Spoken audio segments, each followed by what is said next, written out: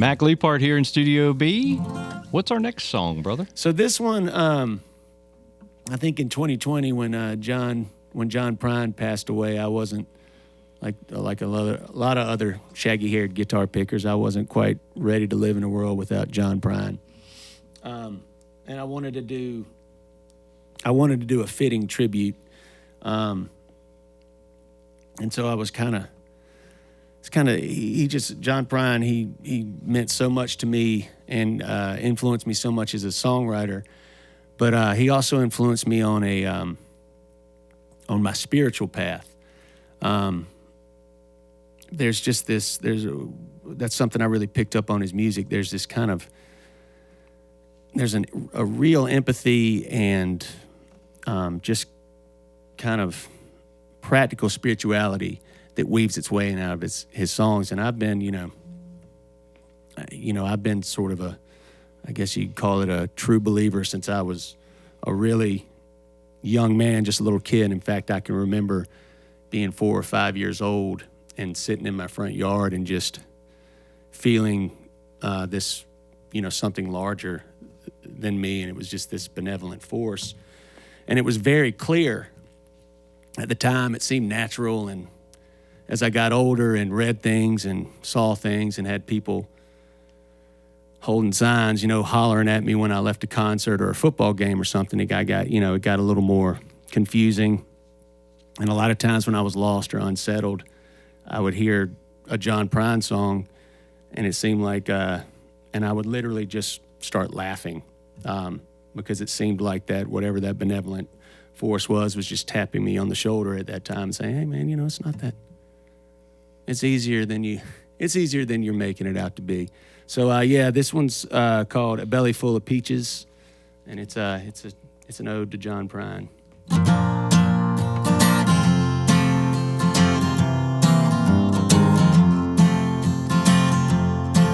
I thumbed my way across the good book, studied on, took a good look. Preachers and philosophers, I couldn't find a place to land.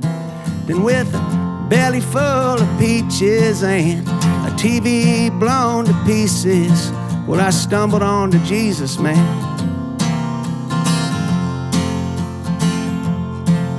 And a dog-eared King James Bible, the solitary rose, not just passing by that old lonely guy, but taking time to say hello.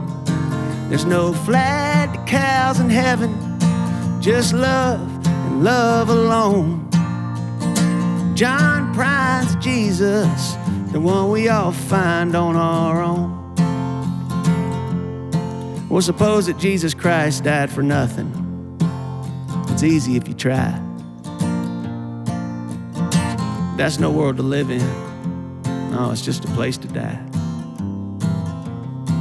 Where I can bump into the Savior while out sailing on the sea. That's the kind of world that's good.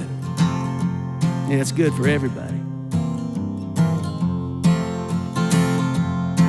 And the dog-eared King James Bible, a solitary rose, not just passing by that old lonely guy, but taking time to say hello. There's no flag to cows in heaven. Yeah, love's the only truth. John Prine's Jesus, the one we all can talk to. John Prine's Jesus, the one we all find on our own. Ice cream cone. Pick up the phone and call your mama.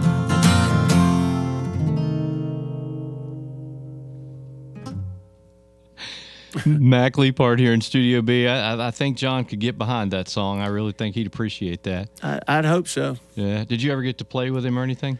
I never got to play with him. I always thought I might, because about the time I was starting to, this would have been about 2010, I was just starting to pick up, maybe a little before that, just starting to play on my own. It seemed like I met all these guys that were opening for John Prine. I was like, yeah, I'll put out some albums. I'll get my chance. But I did get to shake his hand once, and I waited in line at Ernest Tubb Records for 2 hours with my son, who was, I think, 3 at the time, to get a picture with him. And it was great because his wife/manager at the time, we waited, and about the time we got up there, she was like, "No pictures, just autographs." And I just looked at John Prine, and I was just like, it's kind of like, "Hey man," and he just was like, "Come on." Gave him to real quick, snapped a quick pic, and it's amazing. I think it will mean a lot to my son when he's 8 now, and he probably still doesn't care yet, but one day. Do you know Tommy Prine? I know who he is. I haven't met him. Met him. No.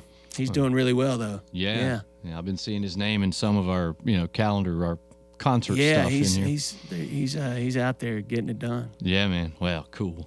We're glad to have you here today. Again, the name of the album is Motel Breakfast. Motel Breakfast. You've been hearing it here, and of course, it's available now, as we talked about earlier, September 13th. You released it on Friday the 13th, so it's a good luck charm, I would think. Well, people seem to be digging it, and that's all you can ask for. So I'm glad. Yeah, it's working out. Any shows regionally between now and the October fall for Greenville thing? I didn't have any in my. I don't. I've been a little. I kind of let some booking stuff slide for some reason. It right now, if you're always booking is like 3 to 6 months out, and all of a sudden I was like, oh man, I'm a little late. So no, but the should be the shows are picking up. So yeah, you can always go to macleaphart.com and check out to see where I'm playing. That's where I got some of my information, obviously from you there on your own website. But there was something on here I wanted to, something that you said. I lost in my own notes. Okay, your quote about Motel Breakfast, an album for roadhouses, dive bars, and half-lit crowds who want to have a good time but also want to listen. Yeah, I mean that's. Whoops. So when I started doing this, my influences were just a guy like John Prine or Chris Christopherson. Yeah. Just a guy on a stage with a guitar, singing songs, and I started doing that, and I would go play bars, and I realized that it's really hard to get people to listen. Yeah. So at that point, I started listening to a lot of Chuck Berry and Billy Joe Shaver and guys that had these great, well-crafted songs, but also had a really solid backbeat around them. And so it's kind of it's honky-tonk rock and roll, but if you actually pay attention, there's usually some words in there that are worth listening to. Yeah. Because sometimes, when you play, I play a lot of bars, and sometimes when you're playing bars, you got to play to the people in the back of the room, the ones that aren't there to see you at all. You got to try to engage with those folks, and a good rhythm and good sounding guitars and stuff will help you along with that. Yeah, just reach out and grab them by the hair of the head, right? You do the best you can. Yeah, that's where I was headed with bringing that up. Was as a music fan, nothing aggravates me more than to go to a venue and half the house is trying to talk over the people playing.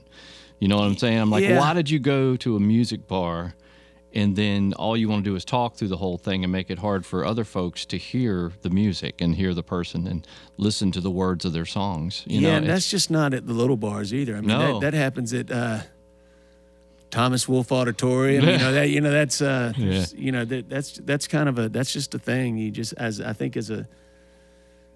singer-songwriter, you just you kind of get used to it because. Sometimes I like people talking a little bit because it can get a little like a spelling bee sometimes when you're up there and everybody's just completely quiet. Yeah. You're like, wow, they really are listening. I better not say anything. Well, having some reaction at a critical time is one thing, or at a certain point. Yeah. But everybody just having this loud din the whole time you're playing and singing, man, it's just that can get. I wonder how you guys deal with that sometimes. I guess you just learn to kind of gloss over it and keep going. I'm unfortunately really good at tuning things out, much to my my wife's chagrin, I guess. It doesn't. I'm always just happy to have a stage to play on. So yeah, and I want people to have a good time. Yeah, yeah.